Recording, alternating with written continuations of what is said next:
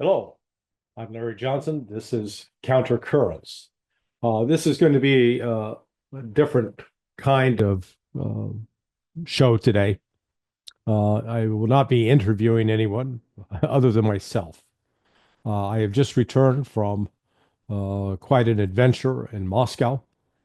I was honored to have a meeting with Sergey Lavrov, the foreign minister of Russia, along with the woman in charge of press relations for the foreign ministry, Maria Zakharova. Uh, Both are exceptional people, and I wanted to talk a little bit about that. But I want to give you a broader view of the trip. Um, and I always get questions from folks, "Hey, what's it like getting to Moscow? How do I get there?" Right now, that is a challenge. The United States has created, well, and not just the United States, the European countries as well, created enormous obstacles to try to prevent people from going to Russia. Getting a visa is a challenge. Uh, I was fortunate to have some assistance uh, from the Russian Foreign Ministry itself, given that that was part of the purpose of my trip, to have this session with Sergey Lavrov. Once you get the visa, then the next challenge is getting there. Uh, from the United States, basically, you're going to have to fly through the most popular routes are Istanbul, Turkey, uh, Doha, Qatar, and then Dubai. Uh, None of these are easy trips. Going when you're traveling east, it takes about 12 and a half hours, for example, to Dubai. A good 10 hours to get to Istanbul, Turkey. Once you're there, then you have a layover, hopefully. Sometimes that can be 2, 3, 4 hours, and then you've got another flight from Istanbul up to Moscow is about 3.5 hours, and then from Doha or Dubai, it's closer to 5.5 hours. So, you could be looking total travel time just in the air of upwards of 18 to 19 hours for a trip that used to be, you could fly out of JFK, I believe, uh, prior to sanctions, and you could arrive in Moscow within 9 hours. So it really doubles up the time. And then the different connections that take place is so it's not a trip for the faint of heart. Let me put it that way. And I can't imagine what it would be like if you had to go and coach. At my age, I just said I'm going to fly business because it is uh, just too difficult. Plus, if when you run into problems, and invariably that arise, such as delayed flights, as an example, when I flew, uh, I was supposed to be with Judge Napolitano flying out of Dubai it would at 2:45, 3 o'clock in the afternoon, Dubai time, and my plane was late, and I missed that flight. So I had to take a later flight that got me into Moscow, basically 10 o'clock at night. I was fortunate to be staying at the Hotel Metropole, historic place, over 120 years old. It was built prior to the Russian Revolution. Sits literally 3 blocks outside of the Kremlin Red Square. So it's just a nice walk if you, from a history standpoint. And when you come out of the front door of the Metropole and you look to your right, you'll see the Bolshoi Ballet. But you walk out and you see the Bolshoi to your right, Red Square to your left. And when you enter Red Square, you are entering history. As a child of the Cold War, I remember the film footage, the video of the May 9th military parades. Um, they used to actually, I think, occur on May 1st under communist rule, but now May 9th, the day of victory in the Great Patriotic War, that's what's celebrated. And you could always see sitting on top of the tomb of Lenin, the Politburo, the leaders of the Communist Party. They still hold parades in Red Square, but when you enter Red Square right now, it's almost like a carnival. Uh, there's a skating rink.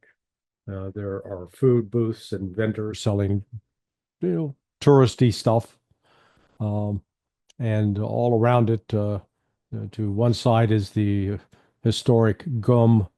It used to be the department store. Think of it, it was like the Macy's of the Soviet state, but now it is the building itself houses a variety of different upscale stores, prominent names that you'd find on Rodeo Drive in Beverly Hills, or at least used to, or on Fifth Avenue in New York City, or in the Champs-Élysées in Paris.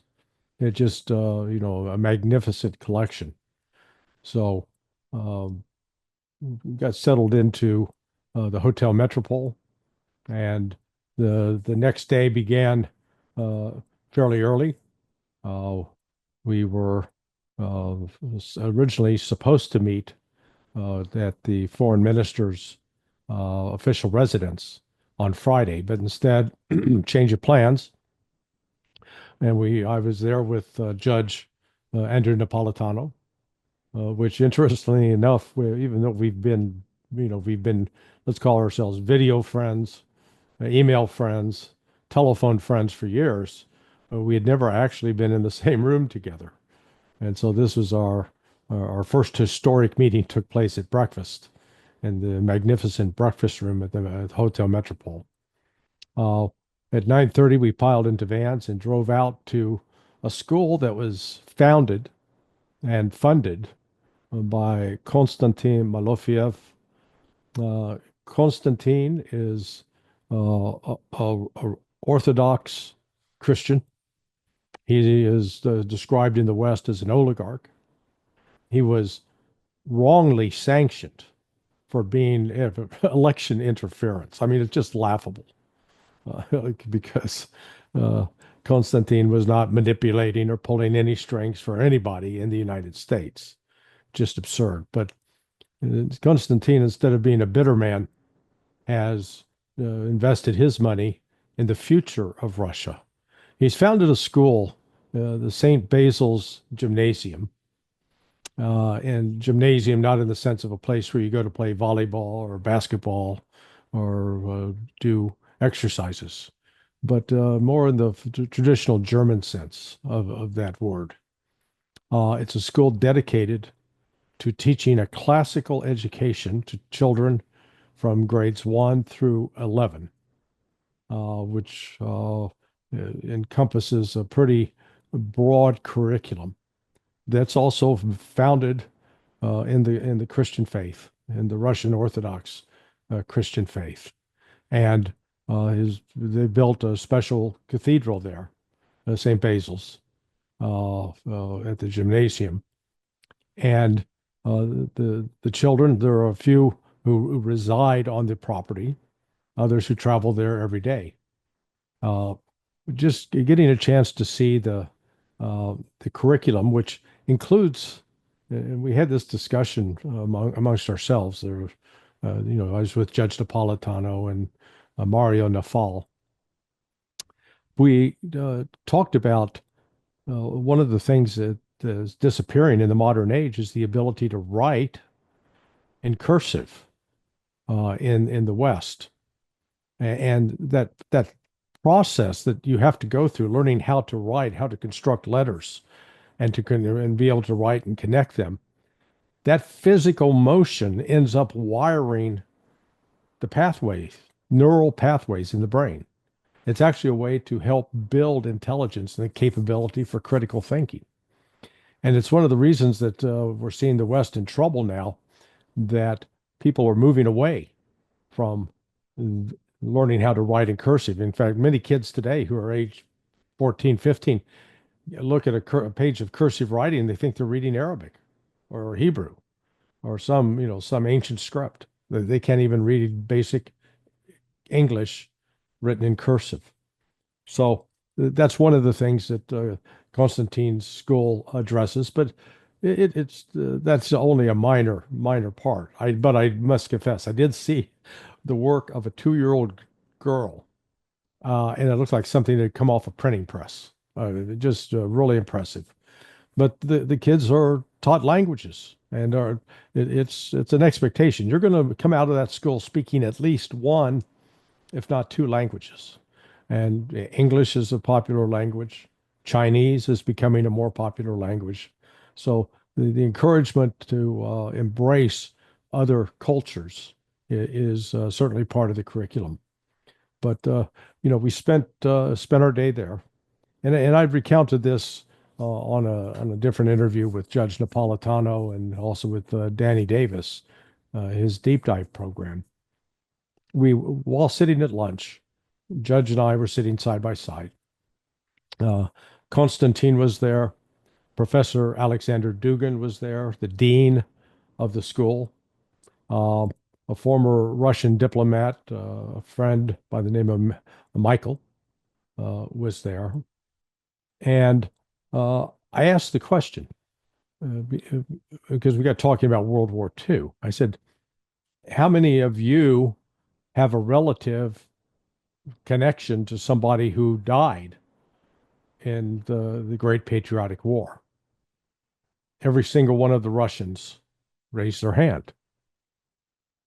And I said, just by contrast, if you ask that question to Judge Napolitano and I, and we had to reflect upon our family's history in World War II, none of us lost a single family member. That's the difference between Russia and the United States. One critical difference to understand that the price the Russian people paid was fantastical and astronomical. Try to come up with an adverb to describe what it is like losing 27 million people. I think 12 million of those were soldiers. The other 15 million were civilians that died at the hand of Nazis, died at the hands of people wearing a swastika. That is a memory seared into the Russian conscience. And that's something that the average American sadly does not understand, which is why I keep harping on it, hoping that through repetition, it will penetrate. Um, Following our visit to that great school, we piled into the van again and went to visit what is called the Victory Museum. It's a new museum, relatively new, um, both a building and then a large open air demonstration of uh, tanks, planes, armored personnel carriers, instruments of war, artillery pieces from World War II. The museum itself is the most remarkable museum I have ever been in. And I've been to the Louvre. I've been to the British War Museum. I've been through all the Smithsonian uh, museums. Uh, and I've never seen anything like this. The When you walk in to the start of the exhibit, it is like you're entering a 3D landscape.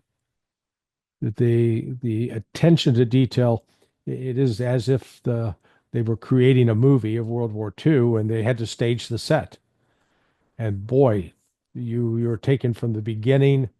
Uh, you start off with people who are lying in bed the morning the invasion starts in June of 1941, and then you follow the heroic struggle of the defenders at the Brest, uh, trying to stave off the Nazis, and held them off for about 30 days, which actually ended up buying time for the government.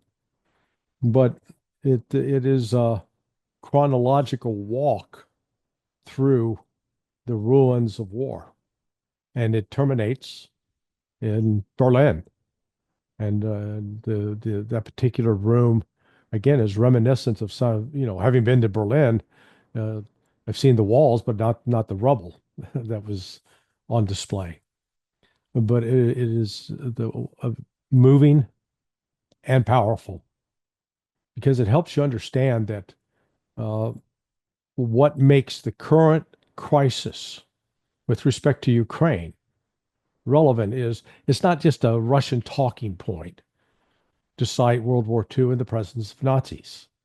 There are neo-Nazi elements right now openly wearing, displaying tattoos and wearing clothes with Nazi imagery from the SS. It is, it's one of those things that is a reality. And, if this gets censored because I mentioned that, then so be it. The price of free speech. But this is what the Russians remember. And then the Hall of Heroes, they list the name of every man and woman who received the highest Medal of Honor, what we'd call our equivalent of the Congressional Medal of Honor, given to given to over, I believe, 15,000 members of the Soviet Union for heroic deeds. We went downstairs, and then they actually have a great video display where you can pull up, for people. If I was Russian and had a Russian relative, I could look for them. And I was with this one young lady. She was 24, and her dream is to visit America. Interestingly enough, but uh, we got talking, and then she looked up her great grandfather uh, because she said, I'd asked her, and she said, oh, well, and she, pulls up a picture, and there he is as a young man, and it lists what he did and what his experience was in the war. So, yeah, coming away from that it was captivating because it puts you in a position where you can help understand what the Russians felt and why they believe and feel what they do today. Um, that took us to Friday. Uh, Saturday uh, turned into just a walkabout adventure where I took the judge on a tour of Red Square, and we were able to both have a coffee in the gum store on Red Square, as well as went out to next to the Bolshoi is another gum building that houses, conventional everything you'd want from clothing, jewelry, shoes, electronics. And then up on the top floor was a restaurant where we shared a meal. I had the borscht with beef, quite delicious.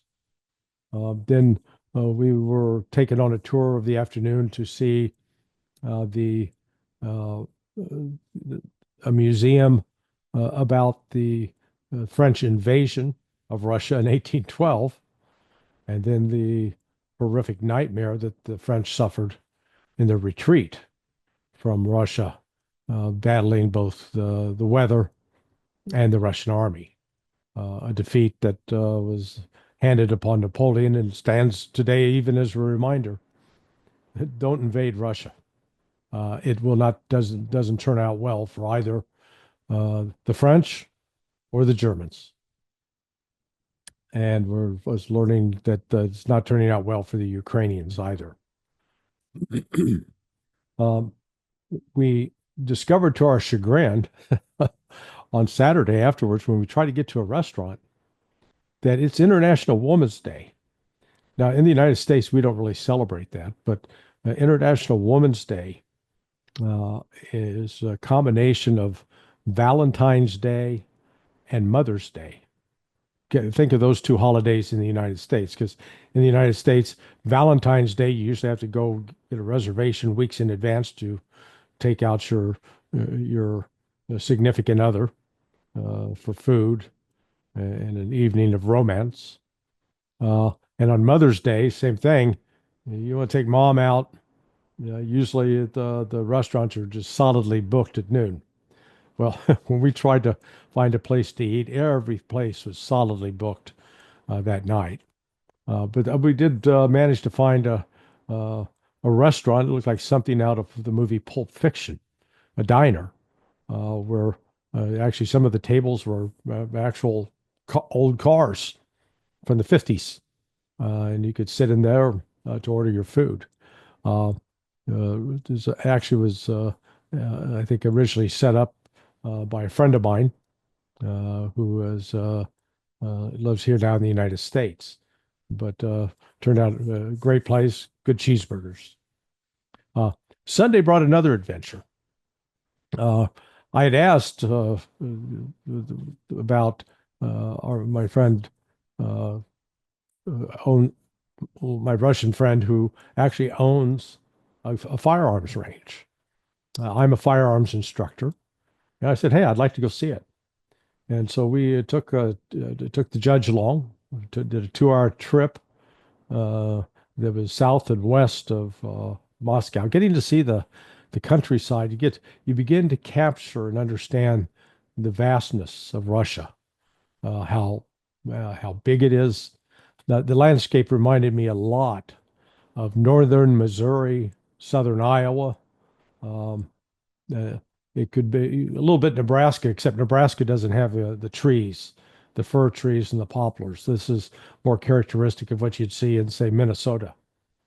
But the rifle range itself was gun range was a magnificent place, well built, and over I think over 16 shooting bays.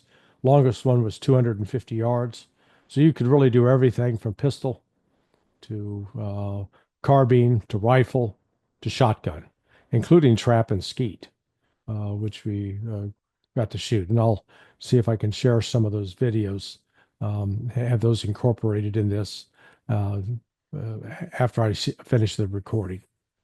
Uh, we then returned back to the city and had a wonderful meal at the Bolshoi restaurant, which sits in back at the very opposite end of the Bolshoi Theater, with a friend of Judge Napolitano's, very generous man who's now makes Moscow his home. The West is filled with these stories about Moscow's economy in tatters and people suffering. It is all such nonsense. It's lies. And the distinguishing thing about Moscow for me is, I've been in New York City, and I've walked the streets in New York City late at night on some occasions. It was not a comfortable experience at all in New York City. I always have to be on your guard. Moscow, just the opposite. You don't see trash littering the streets. You don't see the streets filled with homeless people, homeless encampments. And in addition, you see the people walking around quite happy, quite cheerful, and no police presence. Can't emphasize that enough. And I'm not talking about, I'm trained. I've had training in surveillance and conducting counter surveillance. Uh, they're not hidden police standing around. Uh, this is this is a society in which people actually respect each other. Very refreshing, and in that respect for each other brings a level of safety and security in walking the streets. So this was all the lead up to the big event on Monday morning, and we piled into the vans again, made the trek to the official residence of the foreign minister, which is used. It's not really where he lives. Uh, but it's this grand house over almost 200 years old. with magnificent high ceilings and great decoration. And we were going to meet with Sergey Lavrov. And Mr. Lavrov um, had, there were no preconditions. We didn't have to sign a paper saying we would only ask certain questions. We were not told that, oh, you can't talk about this, you can't talk about that. Um, we got the invitation, Judge Napolitano, because of the popularity of his podcast.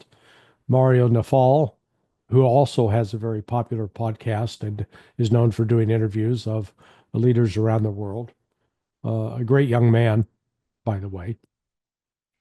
And then myself with, I, I guess, call me a C-list celebrity, but I have been quite vocal and outspoken in trying to defend Russia against the lies that and the propaganda that are so routinely spread.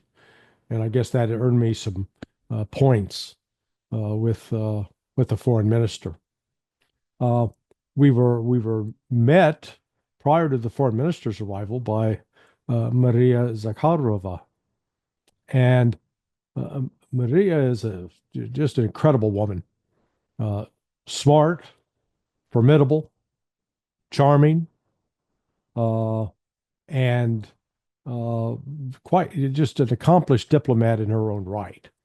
Uh, so the judge, Mario, and I, we were seated in the room while waiting for Minister Lavrov's arrival, chatting with Maria, and a very candid conversation about state of the world, the state of the negotiations, uh, how she sees things, in particular her views on working with the press, and so sort of what the changes that she's witnessed over the years.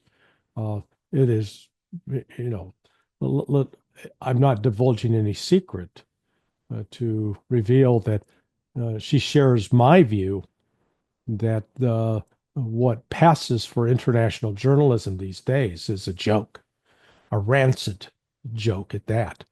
That these are propagandists not interested in telling truths, but simply in spinning lies. Um, After about 30 minutes with her, Foreign Minister Lavrov arrived. We greeted one another, sat down at the table. I said, "Hey, anybody want any coffee or tea?" I go, "Yeah, I have some tea, black tea, please." And then we launched into the conversation. Mario kicked it off. Uh, us two old guys, we were both Judge and I are old enough to be his grandfathers. Um, but Mario kicked it off with a great question, and you know, uh, Minister Lavrov riffed like a jazz musician. Yeah, he had some notes in front of him, but you know how staff is. They prepare or give you notes. This is what could be asked, and so you had notes available. He didn't reference the notes once during that entire 90-minute plus conversation. Um, and it was talking about the state of the world, and then th- that question was followed up with Judge Knapp asking about NATO and Russia's view of NATO. Um, and again, he gave a very in-depth, lengthy response on that, but it was not he wasn't filibustering trying to fill time. I mean, he was doing like the PhD student's dissertation, taking you through the different arguments and the different perspectives and helping you understand why Russia sees things the way Russia does. Yeah, good sense of humor though, because at one point he joked about, he said, I realize I'm digging into history, but at least I'm not doing what President Putin did with Tucker and taking you back to the 13th century. And he laughed and we laughed. It was amusing. I mean, even the Russians see humor in themselves. Um, which then led to, I asked specifically about wanting to clarify the Russian position on negotiations and ceasefire. And I brought up what President Putin said in June of 2024, basically uh, saying that number one, Ukraine's got to stop fighting now, pull its troops out of the Russian territories, Kherson, Zaporizhia, Luhansk, Donetsk. Pull them out, then negotiations can start. However, and with that, the Russians also want a pledge from the Ukrainians that they're not going to join NATO, that they're going to end that silliness, uh, and that there is going to be a new leader in Ukraine because Volodymyr Zelensky is no longer a legitimate leader. He has didn't follow through with elections, canceled the elections, locked up political opponents, shut down opposition political press. The Russians, correctly so, do not view him as a legitimate ruler. Uh, they would entertain discussions with someone from the legislature in Ukraine. Anyway, that was the nature of my question. And Sergey Lavrov said, yes, yeah, we haven't changed. And that's relevant because if you heard today, the news is breaking as I'm recording this. The Russians have reacted to the talks that took place between the United States and Ukrainian delegation on Tuesday in Riyadh, Saudi Arabia. That with regards to the ceasefire, Vladimir Putin basically reiterated the points I've just made. Yeah, they're happy to talk. They're happy to sit down and negotiate a ceasefire, but it's going to be on the conditions the Russians have laid out, and they're not backing away from that. The reason they're not backing away from that is they have been lied to repeatedly by the West, by the United States, and the Europeans. Uh, if you want any criticism of the Russians, it would be they've been too damn naive, in my view. They've been too trusting of Western promises, promises made and broken over and over and over and over, seemingly without end. It started with the initial pledge by Jim Baker to not push NATO any further to the east beyond Germany. And the book behind me by Scott Horton, Provoked, it lays it out in excruciating detail. Not that it is not torture. The act of reading it isn't torture, but once you understand and begin comprehend the lies, the deceit, the arrogance on the part of American leaders, particularly Bill Clinton and then George W. Bush, followed by Barack Obama. And, candidly, it didn't get any better under Donald Trump, and at least during his first term. But the real betrayal, then in George W. Bush, walking away from the anti-ballistic missile treaty, that was done. The Minsk 1 and 2 agreements that were brokered with by Francois Hollande of France, and then Angela Merkel of Germany, which we now know they both said it was a ruse. It was designed to lull the Russians into complacency so they could build up Ukraine's army. Because at every step, when the Ukrainians got into trouble militarily, the West would come in with a request for a ceasefire, which Russia always agreed to until now. They agreed to a ceasefire even in April of 2022, shortly after having begun the special military operation. They had signed an agreement that was brought to the table by Ukraine. And there were still issues to be negotiated out of that, but that was shut down under pressure from the United States and with Boris Johnson delivering the message to Volodymyr Zelensky. And even though Boris Johnson, and mind you, he's no relative of mine, even though we share a common surname, he denies it strongly. But he's a liar, in my view, a consummate liar. And that ceasefire, which the Russians thought they had in place, was then violated. The Brits, along with the Ukrainians, staged the Bucha massacre, where Ukrainian citizens were killed, not by the Russians, but by the Ukrainians, all to create the impression that there was a Russian war crime there.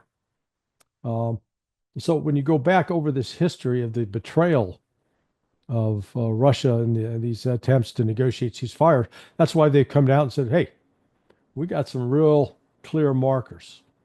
And Mr. Lavrov reiterated those. So, nothing's changed. And I know some of the initial news reports today were, oh, Russia's agreed to the ceasefire. No, they didn't. But Putin was very, again, showed his skill. Yes, we are in favor of the ceasefire, provided that the conditions that we have laid out are met. And that is going to be, I think, an impossible task for Ukraine to meet without substantial pressure from the West, particularly the United States. So I think, the Trump peace process is, frankly, I think, going to fall apart because the Russians are not going to budge. And the West will try to portray Russia as the bad guy in this, but it's not true. It's a lie. Russia has made it very clear that they view the movement of NATO to the west or to the east as an existential threat. And all you have to do is go back and look at the military exercises that both the United States, the European Command, and NATO have been conducting in and around Ukraine for the last 15, 16 years. It is these are not defensive exercises. These are exercises designed ultimately for an attack on Russia. And people say, "Oh, that's ridiculous." I could show you. I wish I could show you the website that used to be up, because a lot of the training that was done in Yavoriv, a Ukrainian military base that was really de facto NATO headquarters in western Ukraine near the Polish border. They used to conduct cyber operations and exercises there, and that were explicitly, it said so on the website, for offensive operations. So the myth of NATO as a defensive organization is the Russians realize that's not true. I also was able to talk to ask Minister Lavrov about China, because there is strong belief here in the West, among many, including in the Trump administration, that there's no way that Russia and China are natural allies, and that all the United States has to do is split Russia off and join us, and then we can be united against China and really take China on. And Lavrov conceded that he is quite aware that is how the West views this.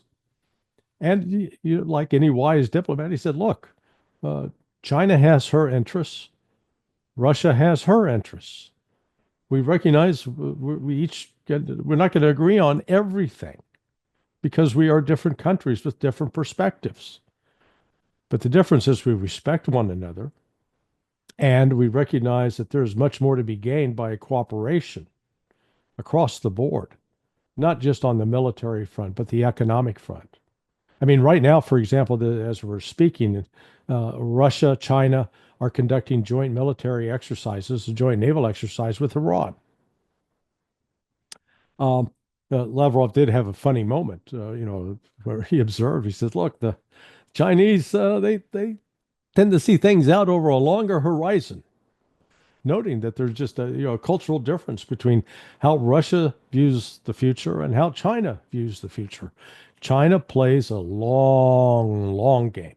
They're not into the short half-hour comedy show. They prefer the 100-hour miniseries. So the Minister Lavrov acknowledged that. And my trip came really at the most remarkable time, because on Tuesday, this was the day after our meeting, as the meeting broke up in Riyadh, the Ukrainians launched, apparently with British help and encouragement, drone strikes on Moscow. Now, there are some bloggers out there, this character, Lex Friedman, I don't know Lex. Uh, gets around. He's got quite a following. But when you have some, I'm in Moscow like Lex. Lex apparently claims he was there. I don't know if that's true or not. But he was like, pretending that he was at the Battle of Midway and oh, the drones are attacking. I was at the Hotel Metropole. I stayed up to 2 o'clock in the morning because I was trying to get my body back into sync with East Coast time zone, which is 7 hours earlier. And I didn't hear a single siren, no air raid warnings, no announcements over the television, take shelter, no explosions. I'm not saying that there weren't 300 drones launched. There were. There were over 300 drones launched. Russian air defense took care of them. A couple fell, and I think one, I've heard different reports. One person died, three people died. Well, I guarantee you had that many people die that day in Moscow, city of 20 million, in traffic accidents. Okay?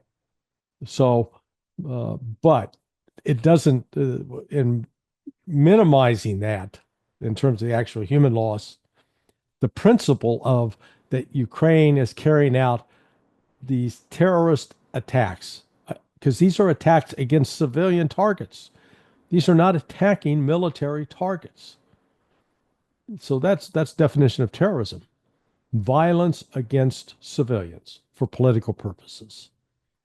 Uh, so, right there was one more reminder, at least from the Russian perspective, I believe, that they're not about to lay down, give another ceasefire, give Ukraine a chance to regroup, rebuild, re-equip, rearm, so that they can come out and try to destroy Russia one more time.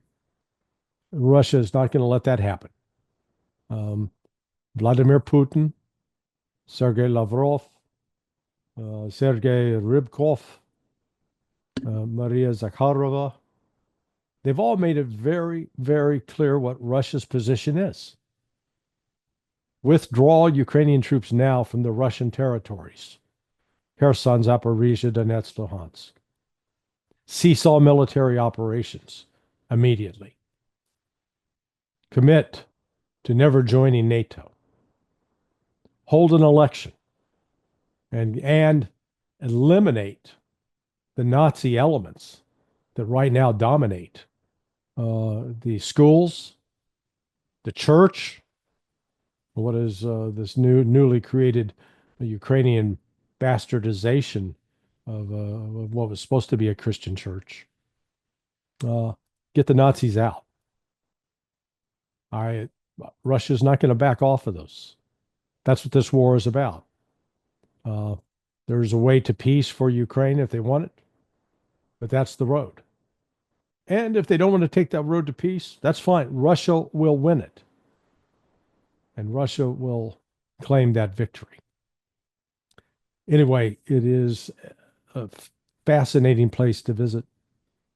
The people are friendly, welcoming, and it is a place where you can, I hope that Donald Trump moves forward with normalizing, reestablishing normal diplomatic relations with Russia, so that the American people can now travel freely and the Russian people can travel freely back and forth between the two countries.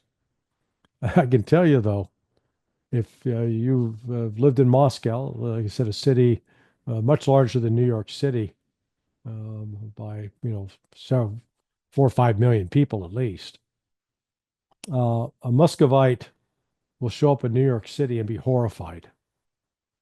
Yeah, it's got some glitz and glamour, but it's got a lot of grime, crime, dirt, filth, human excrement, and trash. You don't see that in Moscow. And uh, there is nothing in New York, including Carnegie Hall, that compares with the grandeur of the Bolshoi Theater, as an example. St. Patrick's Cathedral on Fifth Avenue is, remarkable, but the golden domes that uh, are all over Moscow, the churches of the Eastern Orthodox Christians, including the iconic St. Basil's Cathedral in Red Square, are are things that the Russians will not be impressed with in New York City, like a New Yorker would be impressed when they hit Moscow. So I hope Donald Trump succeeds in bringing back normal relations, because I think together the United States and Russia we're